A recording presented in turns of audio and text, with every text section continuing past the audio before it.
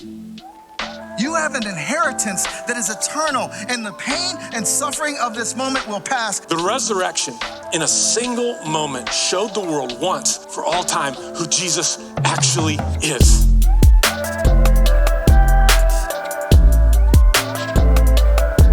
I bring an indictment on evil. Kingdom of heaven come. I will not be passive and take it like it is. I will pray. You're listening to the Chapel Sermon Podcast. The Chapel is a non-denominational Christian church welcoming people of all faiths or of no faith background at all. Our desire is that you encounter the presence of God wherever you are in your life. Let me just say a quick good morning, not only to all of you wonderful people gathered here at Grays Lake, but to our entire Chapel family at our Wisconsin campuses in Milton, Jefferson, Whitewater, our Illinois campuses in McHenry and Palatine and Lake Zurich and Mundelein. Did I say Palatine? I don't know. Libertyville. Hopefully I didn't forget anybody. And to everybody else who's joining us online, good morning. It's good to be with you guys. If we have not met, my name's Jamie. I'm one of the teaching pastors here, and it's great to be with you. If you didn't know, we're in the middle of a fun little series where we asked several of our teaching pastors to pick their favorite Christmas carol and then to kind of teach some biblical themes that come out of it. And I gotta tell you, I don't perceive myself to be a competitive person at all. And this is absolutely not a contest. But it occurs to me as I listen to that, it feels a little bit like a battle of the bands, battle of the Christmas carol kind of deal. Doesn't it have that kind of quality? And if I were competitive, and if this were a contest, I think it's kind of obvious. I win, right? That song is so awesome. That is so good. And I'm not the only one that thinks that. Actually, let me give you a little background on this song, because I think it's interesting. It's actually, as Christmas carols go, it's a little baby. Right? The song itself is not that old. It's less than 100 years old. It was originally written and composed by this woman named Catherine Davis in 1941, but it kind of languished in obscurity for 10 years until it was recorded for the first time. Do you know who recorded this song for the first time? And I am not making this up, okay? The very first recording of this song, and it was back then it was known as the Carol of the Drums, was done by the Von Trapp family. Sound of Music, Von Trapp family, like doe, a deer, a female. Isn't that awesome?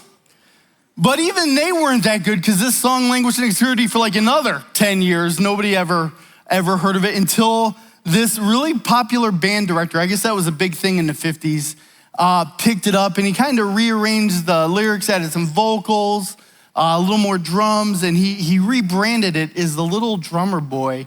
And re-released it in 1958, and it just swept the nation. And when I say that, that's not an exaggeration. In 4 years, just from 58 to 62, it was re-recorded, covered by more than 100 different artists of the day, and it hit the charts 5 different times in that 4 years. And that was just getting started. If you look at its history since then, it has obviously been covered thousands and thousands of times. It seems like you'd be hard pressed to find a recording artist that has not done a version of the song. Isn't that true? If you were to look at my phone, actually, I have 24 separate, I looked this morning, I have 24 separate versions of that song on my phone. And I feel like I've got like almost every genre of that song that you can imagine. I've got a bunch of Christian artists like for King and Country, Toby Mac, Mercy Me, Jars of Clay. I've got a whole bunch of country artists. Like every country artist on the planet has done it. Carrie Underwood, Toby Keith, Faith Hill, Dolly Parton, even little Johnny Cash. That's a really good one. Got some Johnny Cash fans out there. That's great. I got some classic crooners like Frank Sinatra and Harry Connick Jr. I've got some rockers like Joan Jett and the Blackhearts and Bob Seger and the Silver Bullet Band. Those are great. I got even a little bit of soul, Temptations and Stevie Wonder. Even Josh Reddy, who's one of our worship pastors, he was the drummer that was just up here. He has a band called Flight 328, and they're kind of a genre unto themselves. I've got his version on my phone. But my 2 favorite renditions out of all of them are from John Denver and Neil Diamond. And I just want to say this. If you have never been led in Christmas worship by an avowed atheist or a Jewish jazz singer, I don't know what you're doing, all right? You're not doing this right. Those things are amazing. Beyond all that, I actually think of all the Christmas carols, Little Drummer Boy's got some of the best internet memes. This one is my personal favorite. It says, Mary, exhausted, having just gotten Jesus to sleep, is approached by a young man who thinks to himself, what this girl needs is a drum solo. There's not a mom out there that doesn't appreciate that one. I've actually had several people come up to me this week and when they heard that I was teaching on the little drummer boy, and the conversation always goes the exact same way. They kind of look at me and then they'll look both directions and then they'll whisper and they'll say, it's my favorite too. And I just want to tell you, you don't need to whisper. You don't need to be ashamed. This is a legitimate Christmas carol. It counts. And it's not only legitimate, it's a great one, isn't it? Wasn't that awesome? All right. So what makes this song so good? Why is it so good, in my opinion? A number of things, right? First of all, tune's kind of catchy. You got to give it that, right? It's got a beat. You can dance to it if you want. And it's easy to sing, even for those of us who can't sing. I actually would tell you, I think it's impossible not to sing. Try putting this on in your car, and if your mouth doesn't form the words "pa-rum-pa-pum-pum" at some point, I don't know what you're doing, right? Like, you can't not sing this. But I think even more powerful than the tune, the words, they're not only simple, but they're powerful, right? They tell a beautiful little story of a boy who's invited to see a newborn king, and everyone who's going is bringing all these beautiful, wonderful, lavish, expensive gifts, and he's poor, right? And so he doesn't have much to bring. But the little that he does have, he brings, and he makes an offering, and it gains the king's approval. The baby smiles at him, right? And I think there's something in that just we can all identify with, right? Like, I think all of us to some degree feel poor or common or like we don't have much to offer, but all of us have a drum as well. And so it's easy to imagine ourselves in that song. It's really beautiful. But I think going beyond that, this song just evokes a ton of biblical imagery when you stop and think about it, right? I mean, first and foremost, obviously the manger scene, right? With Jesus and the ox and the lamb. I mean, I've heard this song, I've listened to the song so many times now that every time I look at our nativity at home and I don't see the little drummer boy, it just feels incomplete. I feel like I need to go on Amazon and order myself a little drummer boy to add to the nativity. But there's a ton of other passages as well, right? Like, I think of the moment when there were these children that were trying to make their way towards Jesus, and the disciples kind of held them off and said, don't bother the man. Do you remember what Jesus said to him? He said, hey, knock it off, all right? Don't hold them back. Don't stop them. Let them go. Let them come to me. Let the little children come to me. For the kingdom of God belongs to such as these, right? You can kind of hear that in that song. Also think about the moment when Jesus was standing near the entrance to the temple and he was watching all these really wealthy people make very generous, very large financial donations to the temple. And in that moment, there's this poor widow that walks up. Do you remember this? And she drops her last 2 coins into the collection box. Do you remember what Jesus said in that moment? He said, I tell you the truth. He looked at his disciples. He said, I tell you the truth. This poor widow has given more than all the others who are making contributions. For they gave a tiny part of their surplus. But she, poor as she has given everything she has to live on. Amen, you can hear the echo of that moment. You can see that moment in that song, can't you? But I think there's one passage that this song reminds me of more than any other, and it stems from 3 very simple lines in that song. But no matter what version of the song I'm listening to, no matter what style, these 3 lines, man, they always get me. And they're very simple. They're not very long. In fact, I don't think there's more than 20 or so words in them all combined. But I think they define both the essence and the goal of the Christian life better than I've heard anywhere else, with countless words as an explanation. And those 3 lines are simply this, right? I played my drum for him. I played my best for him. And then he smiled at me. There is something about that idea that is so powerful and I think so central to God's vision for what our lives are meant to be like. And it reminds me of this one story in particular that Jesus told about a wealthy man who went on a long trip. And as this man was preparing to leave, this is what the text says. He said that this wealthy man called together his servants and he entrusted his money to them while he was gone. And he gave 5 bags of silver to one and 2 bags of silver to another and 1 bag of silver to the last, dividing it in proportion to their abilities. He then left on his trip. And when I hear the story, I usually imagine like these little purses, like these little coin bags, that kind of thing that the guys chuck into his servants so they can have a little spending cash while he's gone. That's not it at all. Like when you do the equivalent, this is like $10 million, $4 million, and $2 million today. These are huge bags of silver that he is laying at his servant's feet. It's not an insignificant amount of money. It represents a substantial portion of his wealth. And the passage goes on to say that the servant who received the 5 bags of silver was a day trader and that he began to invest the money and he earned himself 5 more. Well done, right? Invested in crypto, no doubt, I'm sure. The servant with 2 bags of silver also went to work. He owned a landscaping company, I think, and he earned 2 more, right? But the servant who received the 1 bag of silver dug a hole in the ground and he hid the master's money. He stuffed the cash in a brown paper bag and tucked it in the back of the freezer.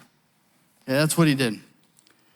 Now, after a long time, the Bible says, Jesus says, that their master returned from this trip and he called them to give an account of how they had used the money. The servant to whom he had entrusted the 5 bags of silver came forward with 5 more and said, Master, you gave me 5 bags of silver to invest and I have earned 5 more, right? The master was full of praise and he says, well done, my good and faithful servant. That is great.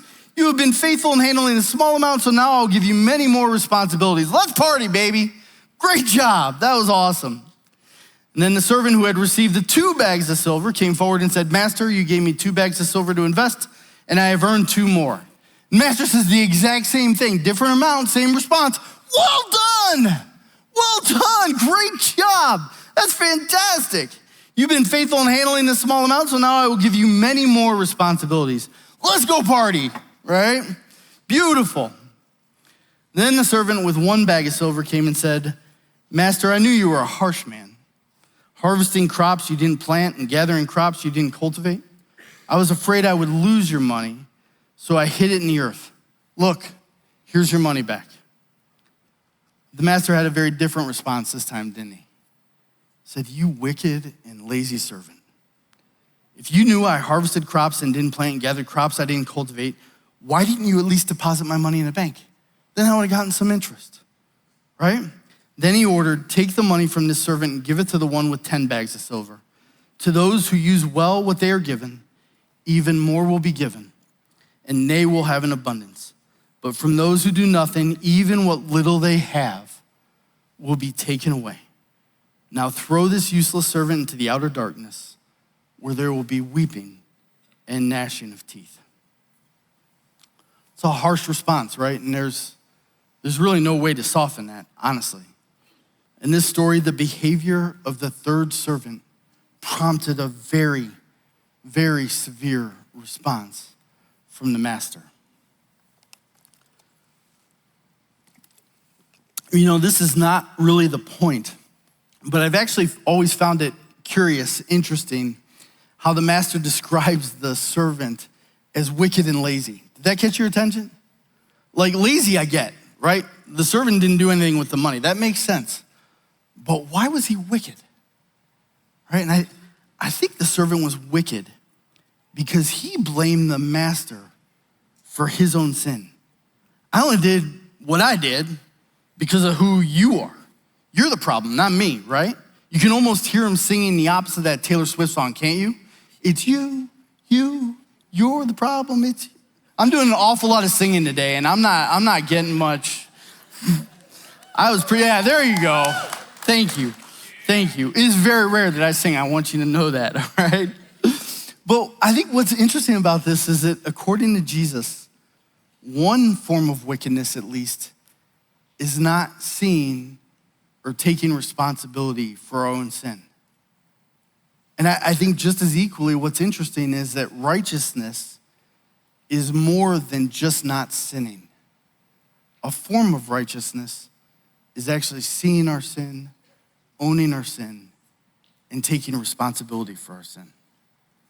Anyway, like I said, that's not the point of the story, but I think it's interesting. The point of the story is actually pretty straightforward, isn't it? Doesn't take a lot to unlock this one, right? If Jesus is the wealthy man who leaves on a long trip, and he is, right? And everyone's hoping he comes back soon. His servants in the story are us, right? It's his disciples, Christians, anyone that calls themselves a follower of Jesus.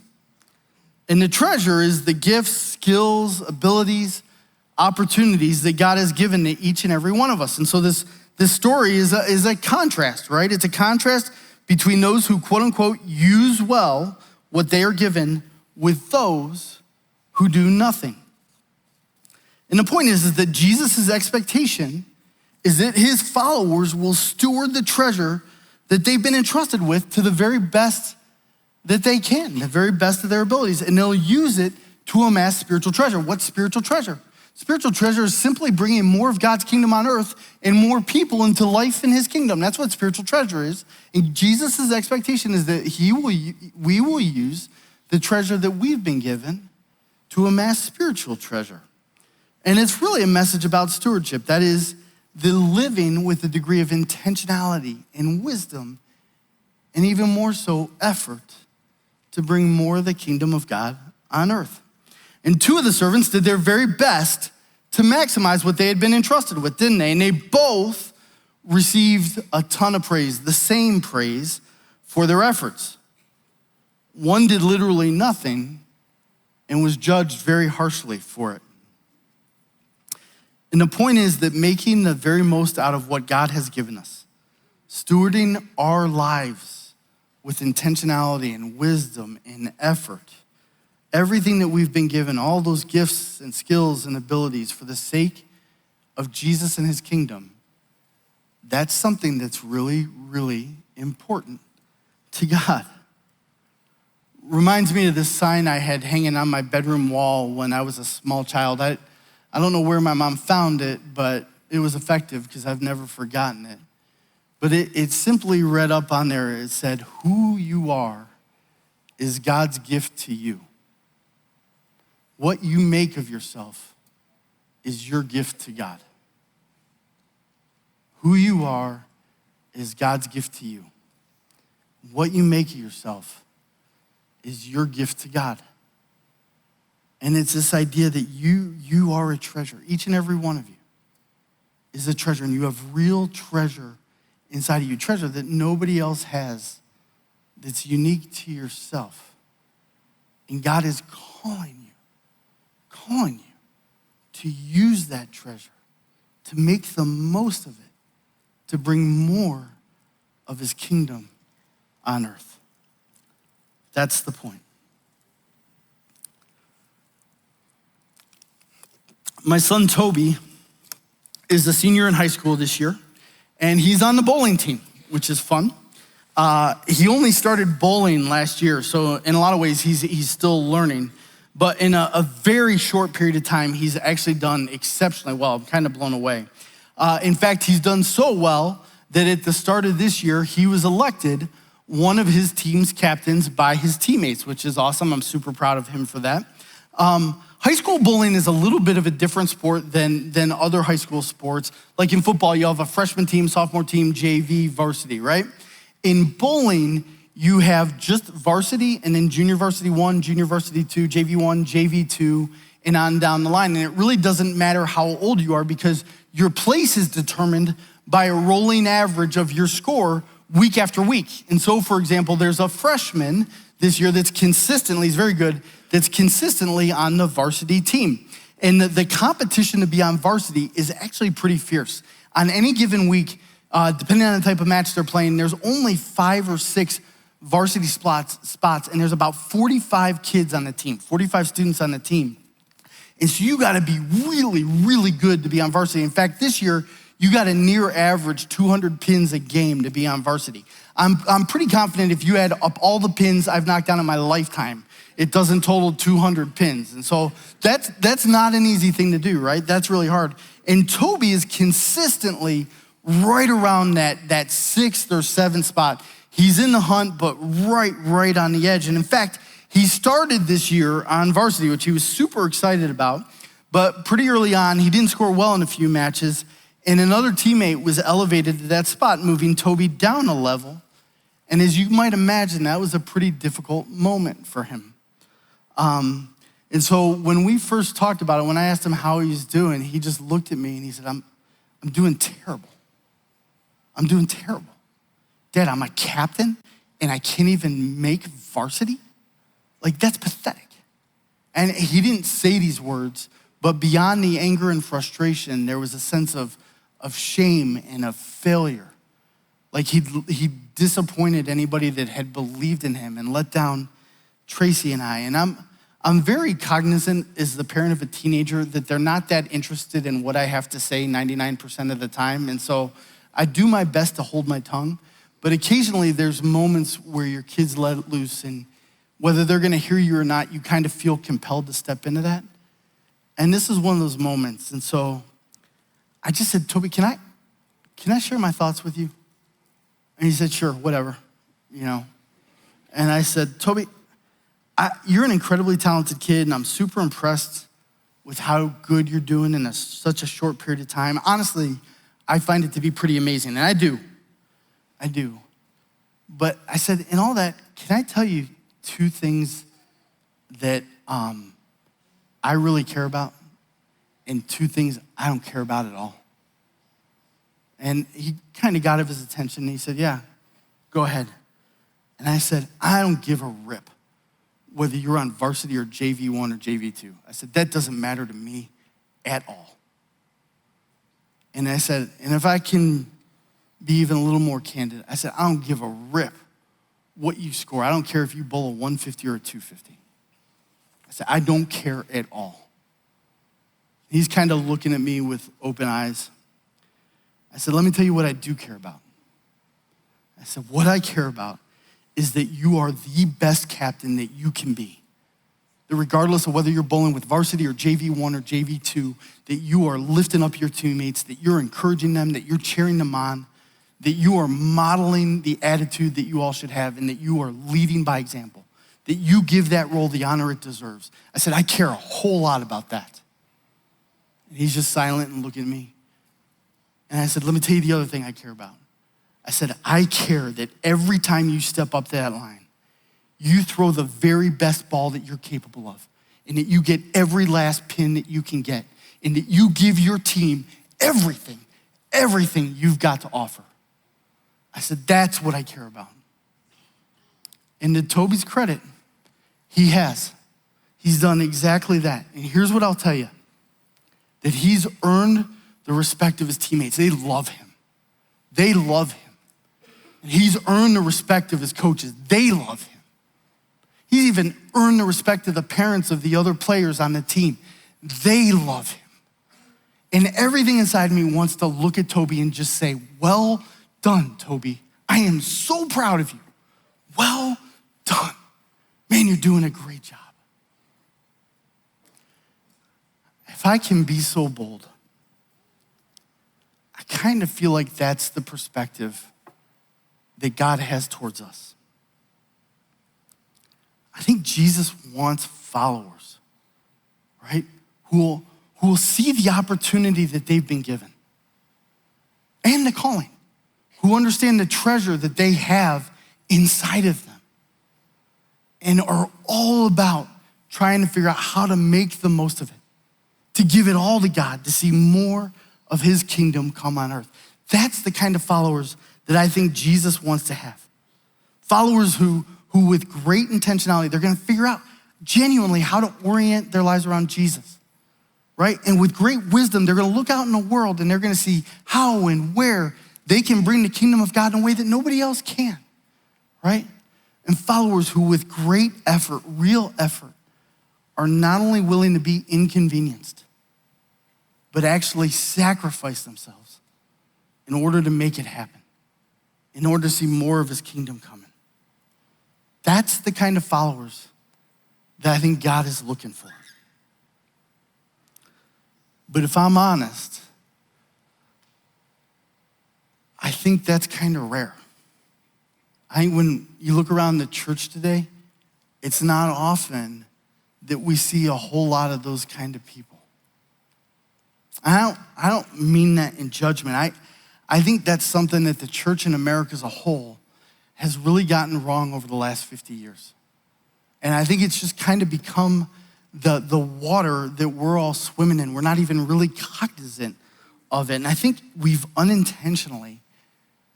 created this very passive form of the Christian faith, and we've passed it off as normal. We've passed it off as acceptable. We've even passed it off as biblical. And when I look at how that's happened, like how did we get here? Here's what I at least wonder. I wonder if we've reduced the whole of Christianity down to a message about our own individual salvation. And I want you to hear me out on this, okay? I don't want to minimize the significance or the importance of our salvation in any way, because it's a big deal. It really matters. There's not a person on this planet that doesn't need to be reconciled to God through faith in Jesus. That needs to happen. It's essential, and it's really the doorway into everything else. And I don't want to back off of that one little bit. But, when we reduce the whole of the Christian faith to just that, when Christianity becomes primarily, if not exclusively, about our own individual salvation, then once we're saved, okay, once we've crossed the line of faith, all the tension is gone, right? All you need to worry about is somehow not catastrophically screwing that up and finding a way to lose your salvation. And so it becomes incredibly easy, spiritually speaking at least, to put our lives on autopilot, right? To go to church when it's convenient, to read the Bible when it's helpful, to serve somewhere on occasion, maybe even support things financially a bit, but to embrace a kind of Christianity where we do just enough to keep God happy, but otherwise free ourselves up to chase after the life we want, to go after all the things that we think are gonna make us really happy. And my fear is that we've accidentally cultivated this weird Christianity that actually shapes us, it actually molds us in the form of the third servant. That the Christianity in America actually shapes us in the form of that third servant, the one who buried his treasure in the ground, right? And the one whose primary concern, whose top priority was anything but making the most of what he'd been given to serve his master. I'm really sympathetic to that. In fact, I'm not only sympathetic to that, I'm guilty of that, right? I think it's obvious to say that we live in a society that is constantly bombarding us with messages all around the things that will make our lives happy and whole and wonderful, isn't it? Right? And who doesn't dream of a bigger house or a newer kitchen or a more expensive car or a better vacation or an earlier retirement? I do, right? And there's nothing wrong with those things. They're all fine. But when it's all said and done, I don't think any of them are gonna hold a candle to experience the approval of God on our lives. Nothing is gonna compare to that moment, in my opinion. All right, and I think actually one of the most important things that we can do as followers of Jesus, okay, is to find a way to steward our lives with real intentionality, with real wisdom, and with real effort, to find a way to steward our lives, to put them on a different trajectory, one that's actually gonna mold us in the shape of the first two servants. I think that's about the most important thing we can do.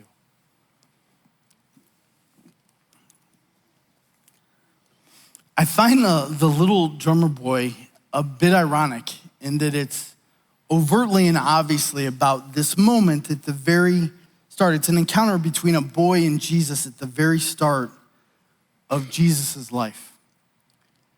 But every time I hear that song, it evokes something in me. It makes me think of a moment that's actually gonna come between me and Jesus, an encounter I'm gonna have with Jesus at the end of my life. When my time has come and my body fails, I know that I'm gonna find myself standing before Jesus. And I've often wondered, like, what is that moment gonna be like? Like, what am I gonna say? What am I gonna do? Is that gonna be weird? Should I give him a hug? Like, how do I handle that moment? And the more I've thought about it, I've realized that when I see him, when I come face to face with him, there's probably gonna be something in me that falls to my knees. Like, I don't think I'm gonna be able to stand. And if I can be honest, I actually don't even think I'm gonna be able to look him in the face. I think there's gonna be something in me that cows my head and causes me to bow my head before him. I don't think I'm gonna be able to look him in the eyes.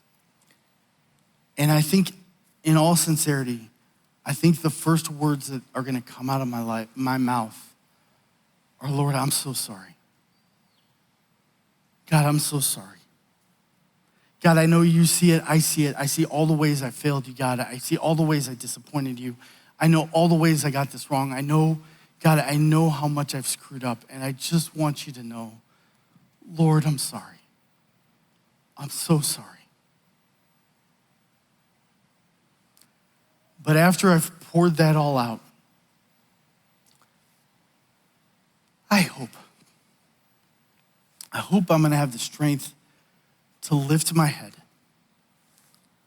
to look him in the face, and to say, but God, given all that,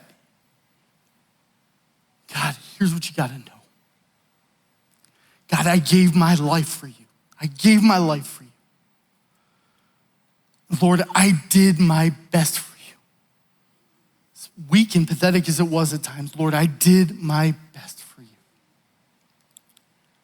And here's what I really hope. I hope that I'm strong enough to maintain eye contact. And I hope that if Jesus is looking at me, I hope I see a smile break out over his face.